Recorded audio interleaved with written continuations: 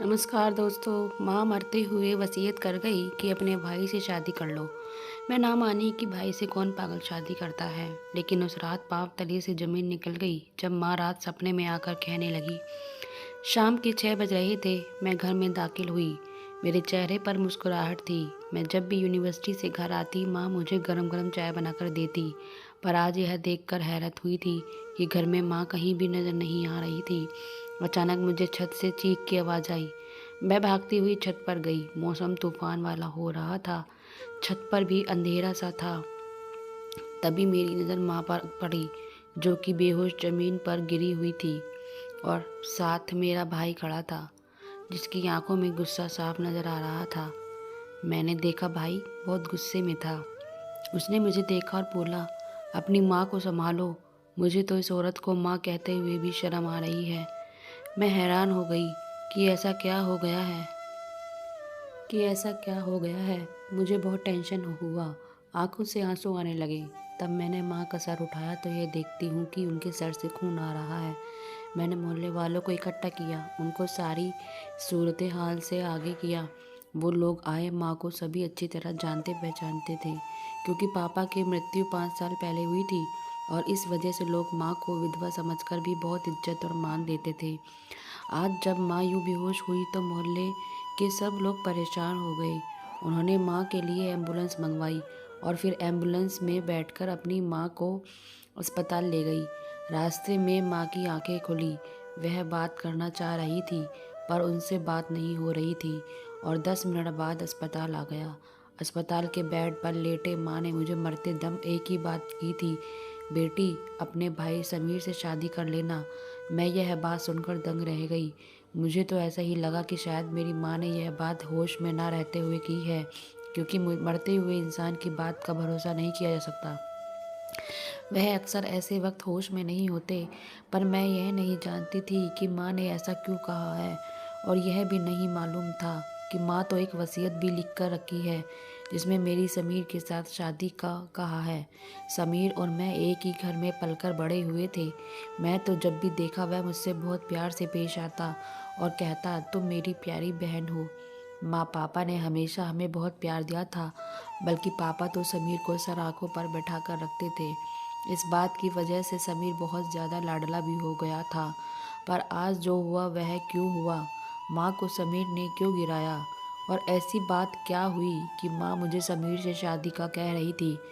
मेरा वजूद काँप रहा था। मैं समझ नहीं पा रही थी कि जो हुआ आखिर उसके पीछे क्या हुआ। क्या उसके पीछे कोई कहानी है जो मुझको मालूम नहीं? माँ के सिरहाने बैठे बैठे हजारों सवाल मेरे जहन में आते, और उनके जवाब मुझे ना मिलते। यहाँ तक कि शाम से रात हो गई। माँ का अस्पताल में मृत्यु हो गई। उनकी रूह जब उनके जिस्म से निकली तो मुझे लगा मैं पूरी दुनिया में अकेली हो गई हूँ। अब सिर्फ एक भाई का सहारा रह गया था। माँ का जिस्म ठंडा होने के बाद अस्पताल वालों ने हमें डिस्चार्ज कर दिया। मैं माँ की बॉडी लिए घर पहुँची। मेरा भाई घर नहीं था, शायद इसलिए कि सब लोगों को मालूम हो चुका था कि समीर ने ही अपनी माँ को मारा है। उसी ने माँ को धक्का दिया है। समीर भी घर से गायब था। उसने किसी किस्म की सफाई नहीं दी थी। मैं अपने घर आ गई। माँ की सभी रीति रिवाज पूरा होने के बाद मुझे कुछ होश आया कि माँ दुनिया से जा चुकी है। रो रो कर मेरा बुरा हाल था। समीर माँ की मृत्यु के 5 दिन बाद घर आया। किसी ने समीर को कुछ भी नहीं कहा था, क्योंकि कोई ऐसा सोच भी नहीं सकता था कि समीर अपनी माँ की जान ले सकता है। और फिर एक अजीब वाकया हुआ, जिसने इस सारी कहानी को मेरे सामने खोल कर रख दिया। और मैं सोच भी नहीं सकती थी कि मुझे समीर से ही शादी करनी पड़ेगी। माँ के 40 के बाद संडे का दिन था, जब मेरी बुआ घर में दाखिल हुई। मेरी तरफ देखकर बोली, बेटा तुम अपनी माँ के बगैर अब अपनी ज़िंदगी कैसे गुजारोगी? मैंने कहा, बुआ इसमें ज़िंदगी गुजारने वाली कौन सी बात है? मैंने पहले भी ज़िंदगी गुजारी, अब भी गुजार लूँगी। आप साफ साफ बताएं, आप क्या कहना चाहती हैं? बुआ मुस्कुराकर बोली, देखो बेटी, जब माँ दुनिया से चली जाए, बाप भी ना रहे, तो फिर बच्चे की शादी हो जानी चाहिए। मैंने कहा, बुआ आप कैसी बातें कर रही हैं? माँ को मरे हुए दिन ही कितने हुए हैं कि मैं अपनी शादी की बात छेड़ दूँ? बुआ बोली, शादी की बात तुम नहीं करोगी, पर हम तो करेंगे। समीर से तुम्हारी शादी करवानी है। मैं कानों को हाथ लगाकर बोली, बुआ यह आप कैसी बातें कर रही हैं? समीर मेरा भाई है और आप तो कहती थी कि समीर के लिए बहुत खूबसूरत लड़की ढूंढेंगी। मेरी बात सुनकर बुआ बोली, बेटी तुम्हारी शादी समीर से होगी क्योंकि यह तुम्हारी माँ की वसीयत थी। मैं बोली, आपको कैसे पता कि यह मेरी माँ की वसीयत थी? यह तो उन्होंने मुझे एम्बुलेंस में जाते हुए कहा था। बुआ इस बात पर बोली, देखो तुम्हारी माँ ने भी ऐसा ही कहा था, फिर तुम इस बात से इनकार कैसे कर सकती हो? मैं बुआ की बात सुनकर परेशान हो गई, मगर बुआ ने ऐसा बिल्कुल नहीं होने दूंगी। आप ईश्वर के लिए मुझसे इतने बड़े गुनाह कैसे करवा सकती हैं? भाई से शादी कैसे मुमकिन है?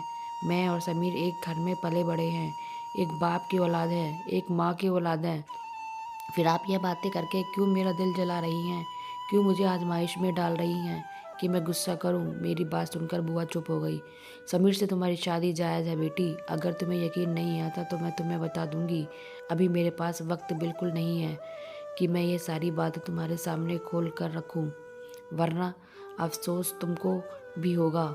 चलो मैं अभी चलती हूँ, मुझे बहुत देर हो रही है। मैंने तुम्हारी शादी के इंतज़ाम करने हैं और अम्मा जी बाहर खड़ी हैं, वह मुझसे कहीं और भी जाने का कह रही हैं। बस मैं तुम्हें बताने आई थी कि तुम तैयार रहना, बाकी बात बाद में बता दूंगी।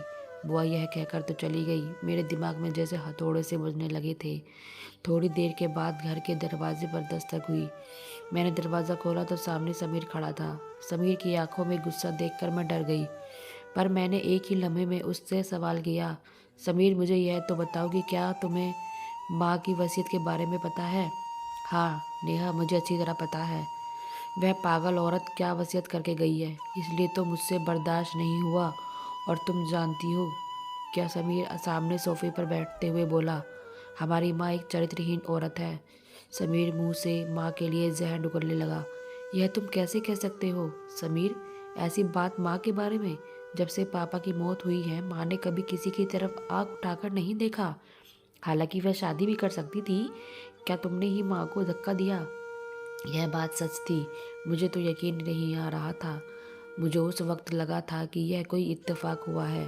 भला तुम माँ की जान कैसे ले सकते हो? मेरी बात सुनकर समीर ने मुझे अजीब सी नज़र से देखा और बोला, माँ को जो हुआ वह सही हुआ। वह इन सब की हकदार थी। उनके लिए ऐसा करना मेरी मजबूरी थी। मैं अपनी जगह से उठकर खड़ी हो गई। समीर पर चीख पड़ी, यह तुम क्या कह रहे हो समीर? क्या तुम अपनी माँ की जान ले सकते हो? फिर तो मुझे भी तुमसे खतरा है। तुम पागल तो नहीं हो गए हो?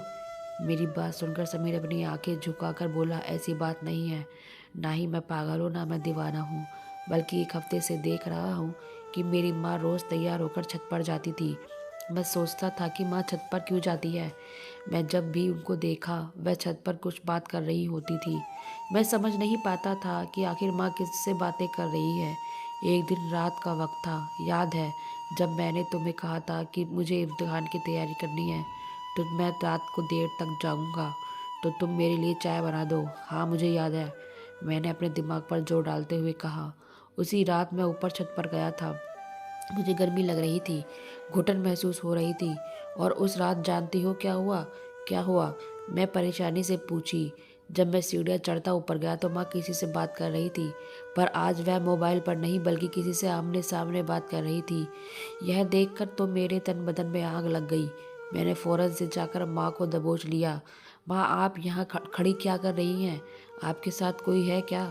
मेरी बात सुनकर माँ ने मुझे थप्पड़ दे मारा और बोली, तुम इन बातों में दखल मत दो। मैंने तुम्हें जितना कहा है उतना ही करो। तुम क्यों मेरे पीछे पड़े रहते हो? बेटा मेरी अपनी ज़िंदगी है। माँ के हाथ का थप्पड़ खाकर मुझे बहुत बुरा लगा और गुस्सा भी आया। मैंने सोचा कि शायद मुझे ऐसा नहीं करना चाहिए था, पर अगले दिन मैं सोचने लगा कि अगर माँ ऐसी ही हरकतें करती रही तो हम बदनाम हो जाएंगे। शाम का वक्त था जब माँ दोबारा से ऊपर छत पर चली गई। मैं अपने कमरे में बैठा तुम्हारा इंतजार कर रहा था कि हम सब लोग कुछ मज़े का खाना पकाकर खाएंगे। जानती हो ना तुम कि हमारे घर में ऐसा ही होता है। समीर मुझसे बातें करता जा रहा था। अब बताओ कि क्या बात है? तुमने माँ को धक्का क्यों दिया? मेरी बात पर समीर रोते हुए बोला, मैंने वह धक्का जानबूझकर नहीं दिया था। और जब माँ छत पर गई मैं उनके पीछे गया। माँ किसी आदमी से अजीब सी बात कर रही थी कि अब तो मैं तुमसे शादी कर सकती हूँ, कोई रुकावट भी नहीं है। मुझे जमाने ने बहुत कुछ सिखा दिया है। और वैसे भी तुम्हारा होना बहुत ज़रूरी है। मैं माँ की बातें सुनकर ऊपर गया। माँ ने जब मुझे देखा, पीछे मुड़कर मुझे घूरने लगी और बोली, नीचे चले जाओ, क्यों हर वक्त मेरा पीछा करते रहते हो। माँ, आप किससे शादी की बात कर रही थी? मुझे दिखाए, कौन है वह कमीना जिससे आप शादी करके हमारे बाप की इज्जत को नीलाम करना चाहती है। मेरी बात पर माँ ने मोबाइल मुझसे छीना और चाहा, और छीना झपटे में माँ को धक्का लगा और वह नीचे जा गिरी। मेरा ऐसा करने का कोई इरादा नहीं था, पर माँ के साथ जो हुआ वह इसी वाक्य के नतीजे में हुआ, तो शायद यह ईश्वर का बदला था। माँ की तरफ मैंने कहा, समीर, ईश्वर इतनी मामूली बात का बदला नहीं लेते। तुम्हें पहले पूछ लेना चाहिए था कि वह कौन है। तुम माँ से फ़ोन क्यों छीन रहे थे? और देखो, ईश्वर ने माँ का कैसा पर्दा रखा, वह फ़ोन भी माँ के साथ ही टूट गया।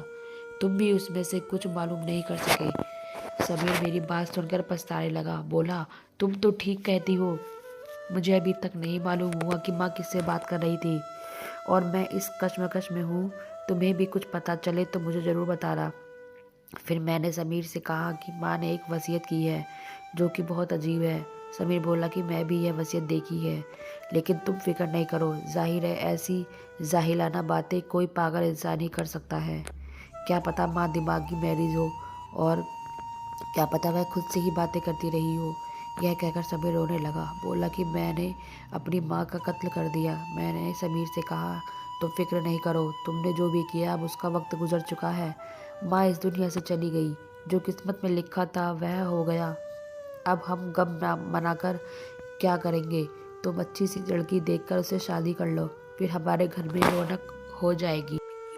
हम माँ के गम को भूलना शुरू कर देंगे। मैं समीर से यह बातें कर रही थी कि मेरी बुआ दोबारा घर में दाखिल हुई और बोली, अरे तुम लोग ऐसे ही बैठे हो उधर, खानदान में तुम्हारी शादी की तैयारी चल रही है। मैं चौंक कर खड़ी हो गई। बुआ, बस भी कर दे अब यह नाटक। मैंने अगर पागलपन में यह बात कह दी तो क्या मतलब है कि आप बहन भाई के पवित्र रिश्ते की धज्जियां उड़ाएंगी? ऐसा हो ही नहीं सकता। तो आप तैयारी क्यों कर रहे हैं? मेरी बुआ बोली, तुम दोनों चलो, मैं तुम लोगों को मौलवी के पास लेकर चलती हूँ, जो तुम्हें बताएगा कि तुम्हारा रिश्ता जायज़ है और तुम दोनों शादी कर सकते हो। अगर मैं कुछ कहूँगी तो तुम सबको दुख होगा। मैं बुआ की बात सुनकर नीचे वापस बैठ गई और कहा, मुझे किसी से नहीं मिलना। बुआ बोली, बेटी, वह कोई आदमी आम आदमी नहीं है, मस्जिद का इमाम है, हर रोज़ नमाज पढ़ता है, ईद की नमाज भी वह जमात करवाता है। हालांकि यह बात सुनकर मैं हैरत से आंखें फाड़े उन्हें देखने लगी। मस्जिद का मौलवी यह बातें कैसे कह सकता है? बुआ, आप खुद होश करें। बस बेटी, तुम और समीर एक बार उनसे मिल लो, फिर मैं तुम्हें कुछ नहीं कहूँगी। फिर चाहे तुम अपनी माँ की वसीयत पर कभी अमल न करना। अपनी बुआ की बात सुनकर मुझे बहुत हैरत हुई और बेचैनी भी कि आखिर ऐसी क्या बात है। मुझे मोहल्ले के मौलवी साहब बताएंगे और सिर्फ यह राज उन्हीं के पास है। मैंने कहा, ठीक है, मैं और समीर दोनों अभी इमाम साहब के पास जाएंगे और उनको आपकी शिकायत भी लगाएंगे। बुआ ने अगले दिन हम दोनों को वहाँ जाने को कहा। अगला दिन फ्राइडे का था। फ्राइडे के बाद मौलवी साहब फरीक थे। हम उनके हुजरे में चले गए। मौलवी साहब ने हमें पहचान लिया और बोले, तुम सीमा के बच्चे हो ना? तो बस आ जाओ बेटा, मैं तुम्हें कोई ऐसी हकीकत बताऊंगा जिसे सुनकर तुम दोनों ही अपने रिश्ते की हकीकत को पहचान सकोगे। मैं नहीं जानता कि तुम्हारी माँ ने यह वसीयत क्यों की, लेकिन फिर भी यह वसीयत जायज़ है और तुम्हारी शादी होना कोई पाप का काम नहीं है। पहले मेरी बात सुनो, उसके बाद तुम लोगों ने जो फैसला करना हो कर लेना। मौलवी साहब ने बात शुरू की। देखो बेटी, यह उस वक्त की बात है जब तुम्हारी माँ की शादी नहीं हुई थी। सीमा एक अमीर घराने से ताल्लुक़ रखती थी। यह घराना इतना अमीर था कि आज तक यहाँ किसी गरीब ने शायद उनके घर में बैठकर उनके बराबर खाना भी नहीं खाया होगा। पर कहते हैं कि इंसान की पसंदीदगी नहीं होती। सीमा एक काम से बच्चे को पसंद करने लगी।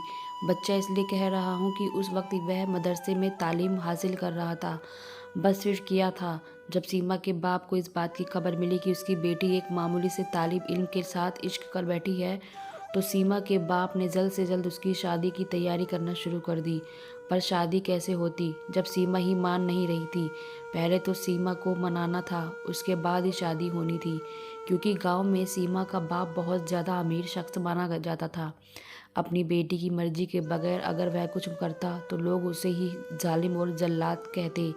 यूं एक दिन वह अपनी बेटी के लिए लड़का पसंद करके अपने घर खुशी खुशी आया तो उसे मालूम हुआ कि उसकी बेटी इस घर से जा चुकी है और वह उस मदरसे के लड़के रेहान के साथ घर से भागी है जिससे वह मोहब्बत करती थी।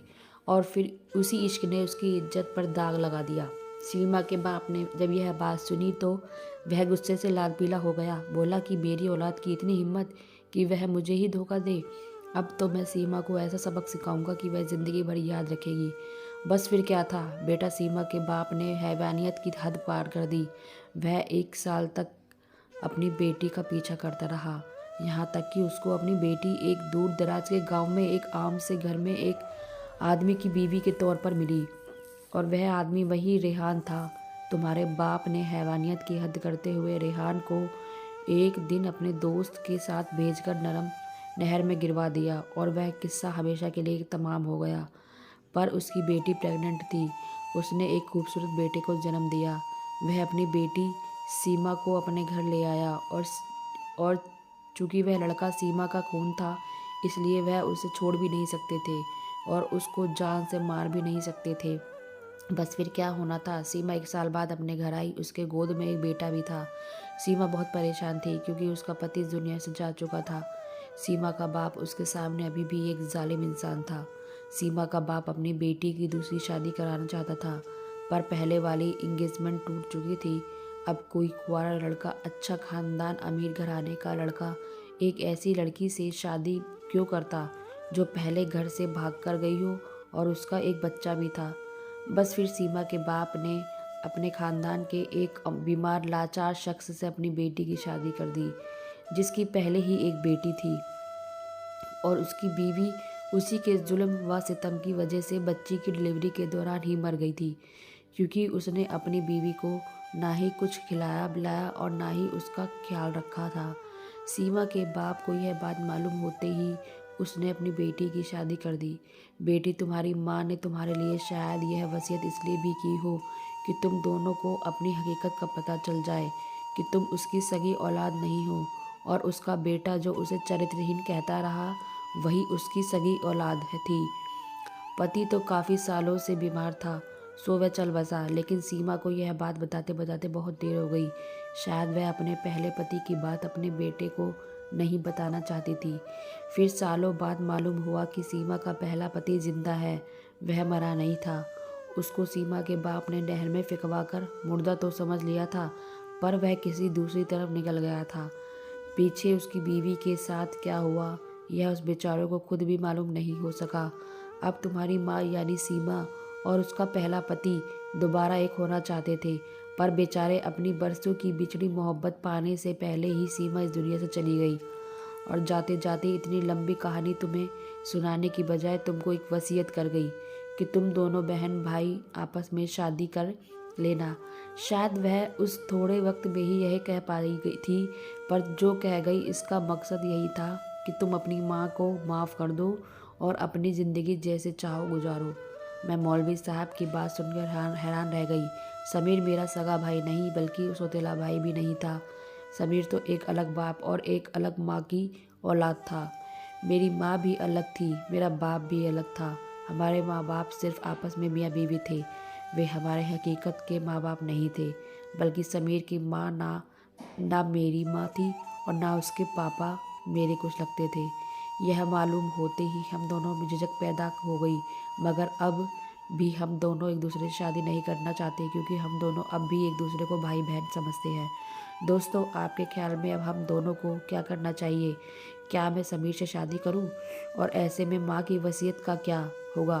क्या वसीयत पर अमल करना ज़रूरी होता है या फिर अगर वसीयत को छोड़ दिया जाए तो कोई गुनाह होगा? जवाब कमेंट बॉक्स में ज़रूर दीजिएगा। आपको अगर यह कहानी अच्छी लगी तो इस वीडियो को लाइक और शेयर कीजिएगा। चैनल पर नए हो तो सब्सक्राइब करना बिल्कुल मत भूलिएगा। धन्यवाद।